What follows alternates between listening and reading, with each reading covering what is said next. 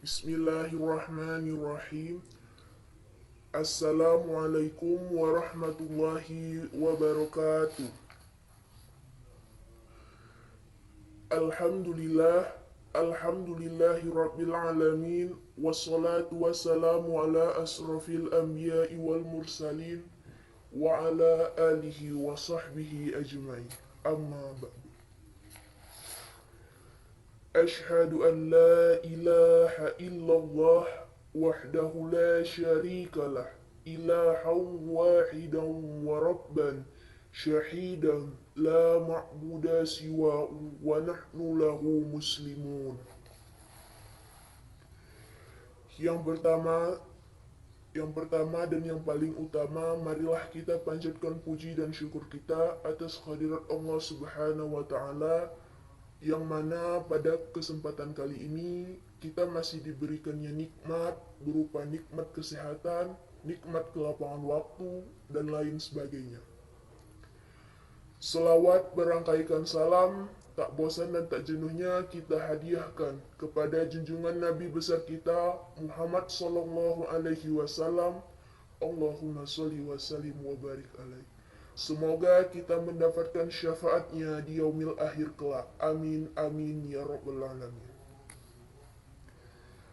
Adapun pada kesempatan kali ini, saya akan menyampaikan kultum singkat saya tentang orang-orang yang merugi di bulan Ramadan. Sebagaimana firman Allah dalam Quran surah Al-Baqarah ayat 183. A'udzu billahi minasyaitonir rajim. Bismillahirrahmanirrahim.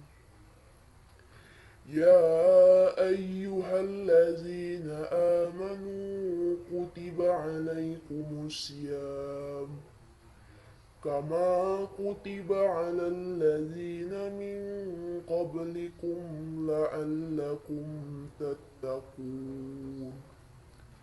Wahai orang-orang yang beriman, diwajibkan atas kamu berpuasa sebagaimana diwajibkan kepada orang-orang sebelum kamu agar kamu bertakwa. Quran surah Al-Baqarah ayat 183. Bagi setiap muslim, bulan suci Ramadan adalah bulan yang sangat istimewa, bulan yang senantiasa dinanti-nantikan kehadirannya. Rasa rindu yang selalu menggugah hati untuk mengabdikan diri atas hadirat Allah Subhanahu wa Ta'ala yang telah tiba. Bagaimana agar momen kemuliaan Ramadan mendatangkan berkah dan tidak hanya menghasilkan kesia-siaan, itulah yang semestinya selalu direnungkan setiap muslim. Ada pula golongan manusia yang sebaliknya, menyia-nyiakan waktu mereka untuk sekedar ngobrol, ngibah, namimah, akhlak yang buruk, dan bermalas-malasan dari ketaatan. Merekalah orang-orang yang merugi di bulan yang agung ini. Di antara orang-orang yang merugi di bulan Ramadan ini yaitu: 1. Orang yang puasa hanya mendapatkan lapar dan haus. Orang yang puasa hanya mendapatkan lapar dan haus adalah orang-orang yang pahala puasanya telah hilang.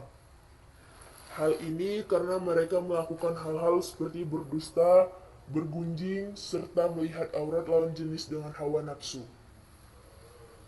Di mana hal-hal tersebut adalah beberapa contoh perbuatan yang menghilangkan pahala puasa. Betapa banyak orang yang berpuasa namun dia tidak mendapatkan puasanya tersebut, kecuali rasa lapar dan dahaga. Hadis riwayat At-Tabari. Kultum puasa ini mengajak kita untuk memanfaatkan datangnya bulan Ramadan sebaik mungkin untuk menabung pahala sebanyak-banyaknya. Karena bulan Ramadan ini menawarkan banyak sekali kebaikan-kebaikan yang harus kita lakukan untuk mencapai ketakwaan kita terhadap Allah Subhanahu wa Ta'ala. Yang kedua, orang-orang yang merugi di bulan Ramadan yaitu orang yang tidak mengikuti tarawih sampai selesai. Sering sekali kita melihat ada orang yang sudah keluar sebelum sholat tarawih selesai. Orang-orang yang tidak mengikuti tarawih sampai selesai tersebut menjadi salah satu bahasa kultum puasa kali ini. Biasanya banyak orang yang sudah keluar dari masjid sebelum dimulai sholat witir. Nabi Muhammad SAW bersabda, orang yang sholat tarawih mengikuti imam sampai selesai, ditulis baginya pahala sholat semalam suntuk. Hadis riwayat Tirmizi, Ibnu Majah, dan Ahmad. Dengan sabda Rasulullah SAW tersebut, tentunya akan sangat merugi bagi siapa saja yang meninggalkan sholat tarawih sebelum selesai. Yang ketiga, orang-orang yang merugi di bulan Ramadan yaitu orang yang jarang membaca Al-Quran di bulan Ramadan. Membaca Al-Quran sebagai kitab umat Islam merupakan amalan yang menjanjikan banyak pahala. Apalagi bila dilakukan di bulan Ramadan. Kultum puasa ini akan menjelaskan tentang orang-orang yang merugi karena jarang membaca Al-Quran di bulan Ramadan. Nabi Muhammad SAW bersabda, barang siapa yang membaca satu huruf dari Al-Quran, maka baginya satu kebaikan itu dilipat gandakan dengan 10 pahala.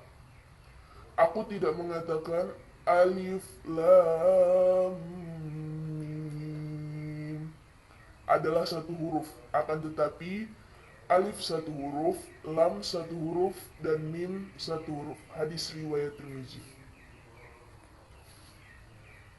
Dari sabda Rasulullah SAW tersebut, kita bisa melihat betapa besarnya pahala yang kita dapatkan bila kita membaca Al-Quran saat bulan Ramadan.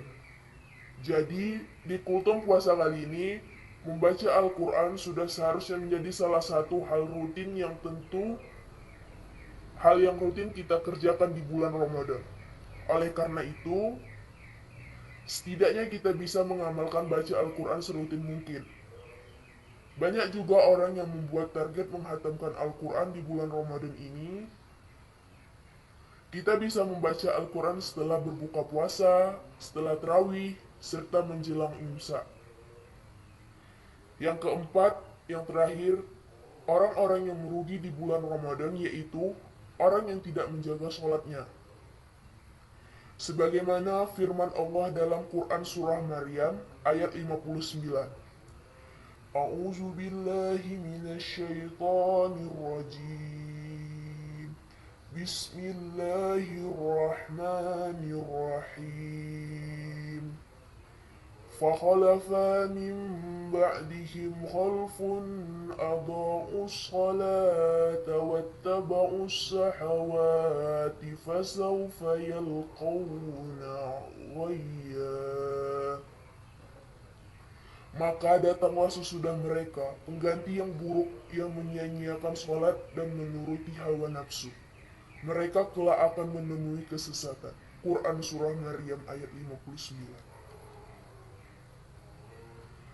Sholat adalah tiang agama. Jadi, sholat adalah amalan terpenting bagi seorang umat Islam. Tentunya tidak hanya di bulan Ramadan saja. Kita diwajibkan untuk sholat, tapi setiap hari dengan tidak terkecuali. Sesungguhnya pertama kali yang dihisab dari segenap amalan seseorang hamba di akhirat kelak adalah sholatnya. Bila sholatnya baik, maka beruntunglah ia. Dan bila mana sholatnya buruk atau rusak, sungguh kerugian menimpanya. Hadis riwayat Tirmizi. Meninggalkan sholat wajib sama saja dengan puasa atau menahan haus dan lapar yang kita kerjakan menjadi sia-sia. Maka dari itu, sholat adalah amalan terpenting yang harus kita lakukan setiap harinya.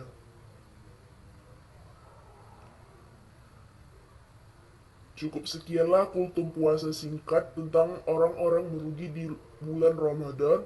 Semoga kita tidak termasuk ke dalam bagian orang-orang yang merugi tersebut. Dan senantiasa menjadi pribadi yang menjaga amal ibadahnya. Apabila ada terdapat kata Yang salah mohon dimaafkan, kepada Allah saya mohon ampun. Akhirul kalam, wabillahi taufik wal hidayah. Wassalamualaikum warahmatullahi wabarakatuh.